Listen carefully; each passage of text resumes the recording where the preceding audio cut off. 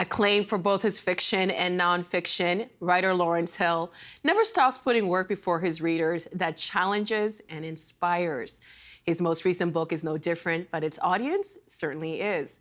The book is called Beatrice and Croc Harry, and it's a novel for young readers and their parents. We're so pleased it brings Lawrence Hill back to TVO tonight from Bowen Island in British Columbia. Mr. Hill, it's a thrill to finally have an opportunity to talk to you. Welcome back to the show. Thank you so much, Nam. I'm delighted to be here, and it's great to speak with you. I really loved this book. You've said in a previous interview that this book, quote, soothed and comforted you more than any other book that you've written before has. How come? Well, I was in need of soothing and comforting because my mother had died, and I'd taken her on a trip to Switzerland for a medically assisted death. And so I was in some pain and needing of moral refreshment, shall we say. And so I kind of dove into this book to make me feel better.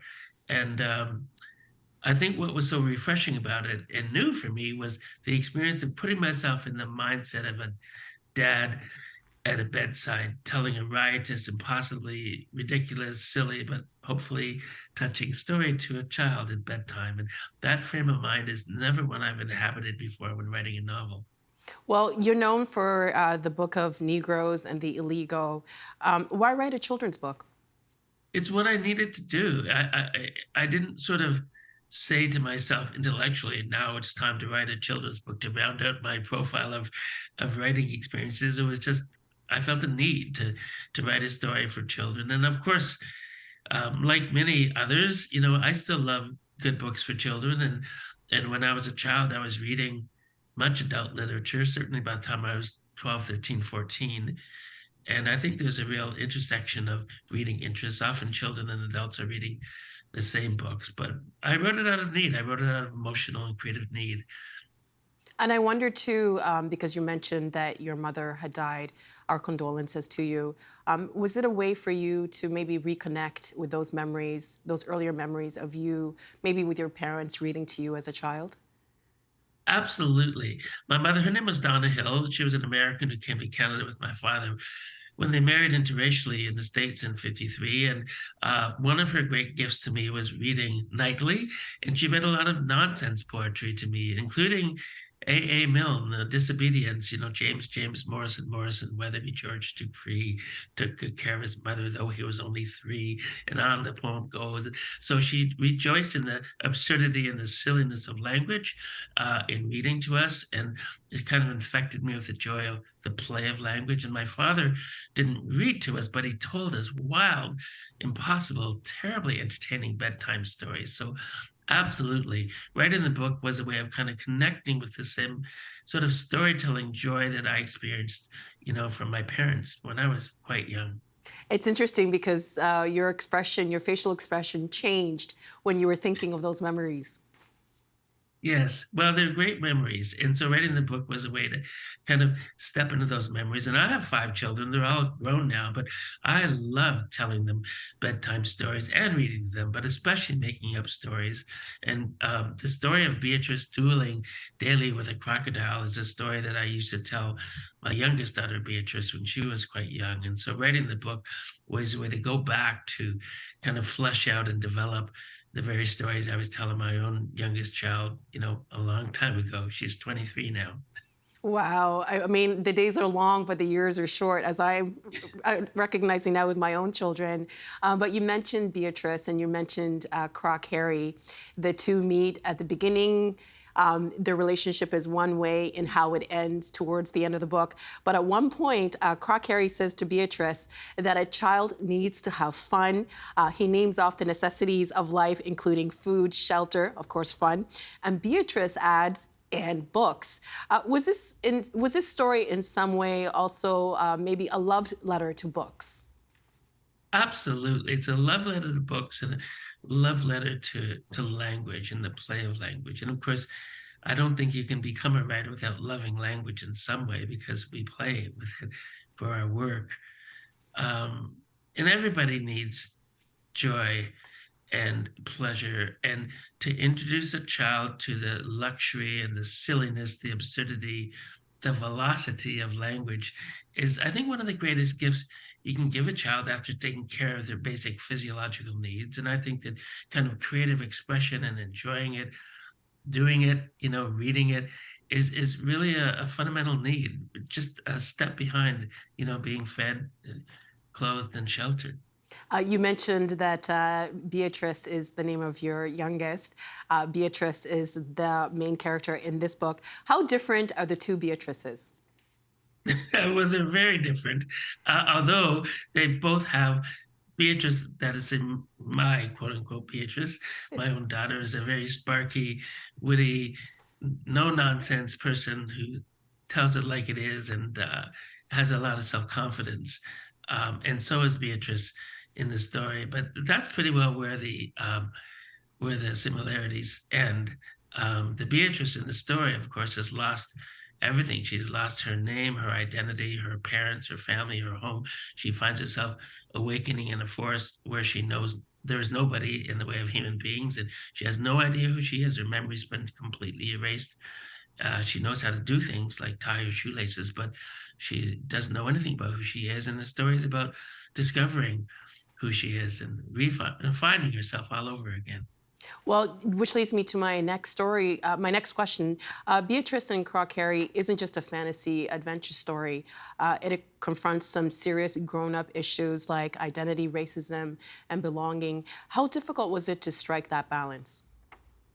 It was really hard. You know, many parents feel, I don't agree, but many parents feel that children should be sheltered from, the horrible things that happen in this world. And we don't want to introduce them too soon to adult issues and to worldly concerns. But I feel that children live the sorts of things that we write about in serious books every day. Children see their parents die. Children see bombs going off. Children are dislocated. Children sometimes starve. Children go through the worst things that any people can go through in life. And so if they can have to live these things, I don't see why they shouldn't read about them when they feel ready and when their parents do. But it's tricky to write about painful issues for children because you want to lift them up and you don't want to depress or sadden or ruin a child's spirit. You really want to hold that spirit gently in your hands when you're writing for children. And so we just have to let in a lot of shafts of light. And for me, that was silliness, language play, absurdity, kind of hijinks, impossibly ridiculous, entertaining things. And so I was trying to insert plenty of that so that the more painful subjects could go down a little more easily. You mentioned that, some parents want to shelter their children from tough things, but the reality is that children live through tough things all of the time. And reading this book, it made me think of what's happening in places like the States where children's books are being banned and books are being republished to maybe remove what some may consider sensitive words. Are you concerned about that? Well, of course, I'm concerned about it. Nobody who cares about free expression and who also cares about human dignity and human rights and sort of inserting a more thoughtful, uh, curriculum into schools that's more inclusive of peoples around the world and around this country can sort of ignore the movement, let's say, to address your first concern about banning books in the States.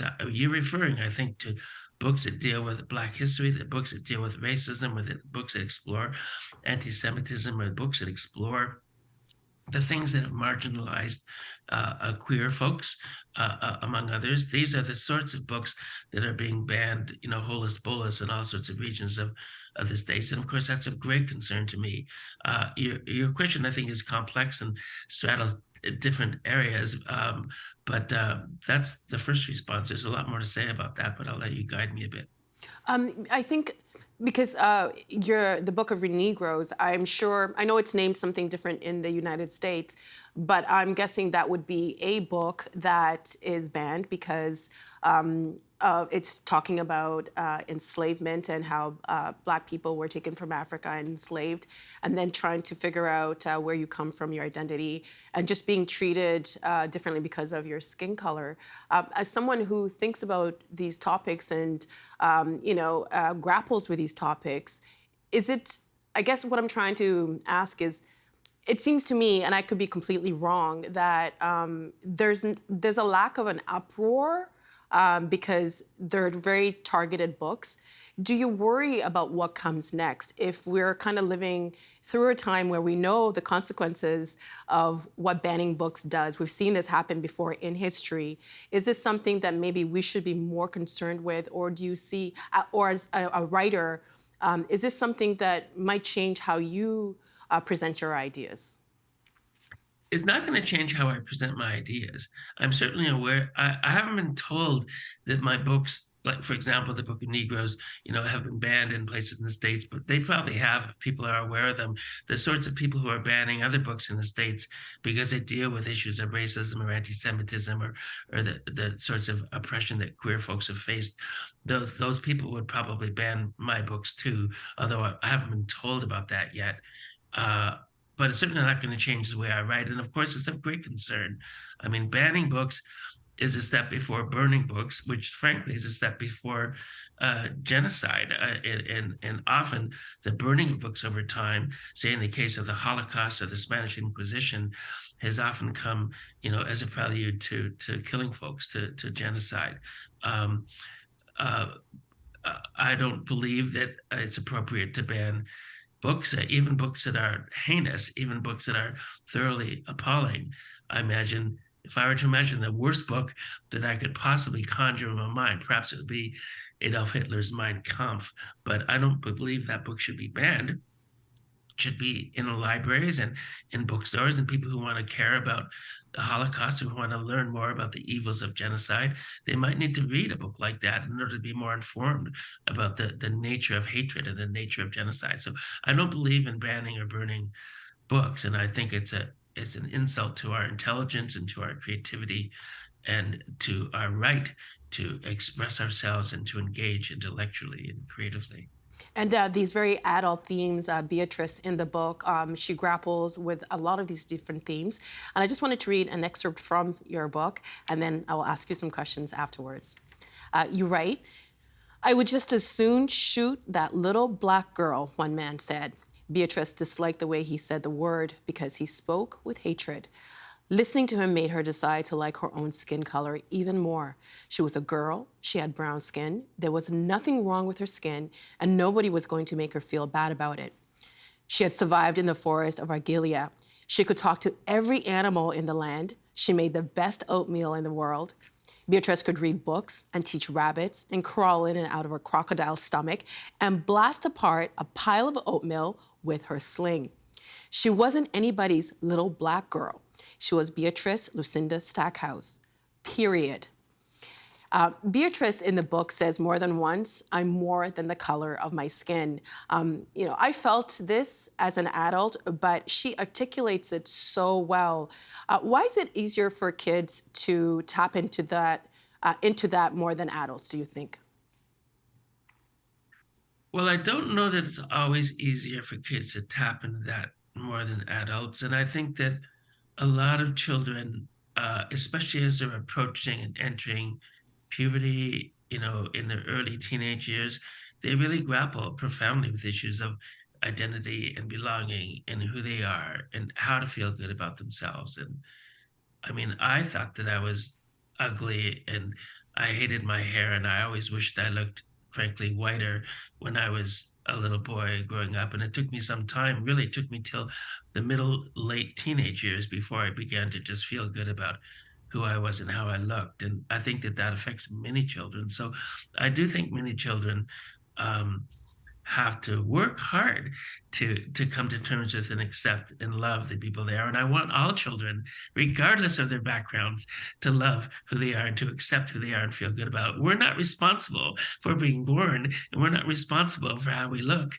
And we have to learn to just love ourselves the way we are and embrace ourselves and step lovingly into the world. And I'm hoping that that's sort of the message that the book uh, passes on to children. So I'm not sure that it's true that children move more easily of into self-confidence and self-acceptance and than adults do. I think for many it's a bit of a battle. I should preface it by I'm obviously from African ancestry, but I'm mixed race and ancestry. I even hate saying race, mixed ethnicity. That's what I prefer saying. And my daughter has said to me, "Mom, why do people call me black? Because my skin is white." And this is something that Beatrice grapples with in the book. Do you think that maybe it's more of a curiosity, like we seem to make things a bit more complicated than they are, and for kids it's like, I don't understand what the big deal is? Well, kids often may say that, "I don't understand what the big deal is," but they're gonna grow into an awareness, and unfortunately, out in the world, it often does become a big deal whether they like it or not. And of course, one of the most complex social constructs in this world is the issue of race. It's so complicated and oppressive and troublesome that even you and I, are uncomfortable with the word. And you've mentioned that you prefer the word ethnicity rather than race, and I totally understand that. But um, it's a social construct. I mean, human beings invented notions of racial identity, I'll say between quotes, in order to develop systems of social hierarchy to oppress others to the benefit of others yet. And so we've been living with this for really since the dawn of time. And race and racial identity is entirely a social construct. It's something that we've created. And so we have to fight it and learn to deal with it and learn to figure out how to see ourselves lovingly through it. So it is quite complicated, and of course, it's much more than the color of your skin. As any child will learn as they grow, it's how you're seen. It's to whom you belong. It's how you see yourself. It's who your ancestors were. It's how you identify. It's a lot more than something that's purely visual. This story takes in many different worlds, but most of the story of Beatrice and Croagh Harry takes place in Argilia Forest. Would you describe that as a utopia? Well, yes and no. I mean, um, Argilia is a magical forest, and if you happen to find yourself there, and you're capable and somewhat endowed with a good heart or a good guzalam, a word that I kind of playfully introduce in the book. A guzalam is a What does that mean, by the fictitious way? oh, it's a fictitious organ that represents the human soul. And if you're a kind person with a good soul, maybe, just maybe, you'll have a guzelum. That, of course, is Gouzelum, guzelum. It's located in the body just north of the hippoflump, if you're wondering. But so if you have a good guzelum, you'll do well in life. And the book, in a way, is a bit of a way to rejoice in the art of having a good soul. Well, Beatrice and her pals, Croagh Harry and Horace the Rabbit, are face a lot of tests in the book. What's the main lesson in all of that for each of them? Well, um, there are troubles in Argilia, and Beatrice has to navigate those troubles. It's not entirely nirvana or a perfect place because she encounters hatred for the first time as she's awakening in this forest, and she has to deal with it. And many children do encounter hatred, and Beatrice has to stand up against it and fight against it, and it's very frightening. And she discovers, and I think children will discover in reading the book, to answer your question, that sometimes hatred is most easily transmitted when people are feeling weak or vulnerable or afraid. And often that seems to be a time when those who want to advance hateful thinking can kind of poison your mind and poison your thinking. When you're feeling weak or afraid or vulnerable is a time when perhaps you may be more open to notions of hatred. And so I guess, one of the lessons that I hope children will pick up in reading this book is again to love oneself emphatically and to learn to love and see others with joy and acceptance, and to be fearless in looking to find your own identity and find out who you are and how you want to walk in the world. And also trust, too, because I think one of the themes that I got was things are not always as they appear. especially I'm thinking of Beatrice's relationship with a tarantula. Yes, well, I mean, her two closest relationships in the forest are with beings that could either kill her or paralyze her very profoundly. I mean, she becomes very close with a tarantula named Fuzzy. There is actually a blue sapphire tarantula in the world. It's located in India and is considered to be the most toxic of the tarantulas walking this earth. And there's also a 700-pound turquoise, fast-talking, hyperverbal crocodile with 69 very sharp teeth, whose name is Harry, because if you're going to be a talking crocodile, you may as well be named Harry.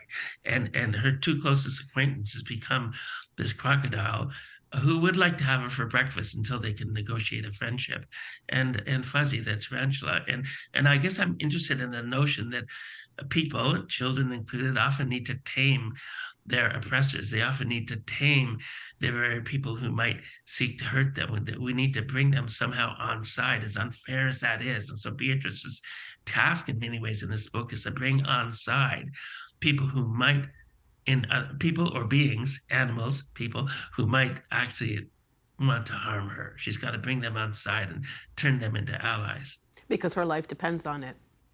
It depends on it, and so do all of our lives. And indeed, Beatrice is going to discover some painful secrets, even about her allies, even about the animals that she does bring on side.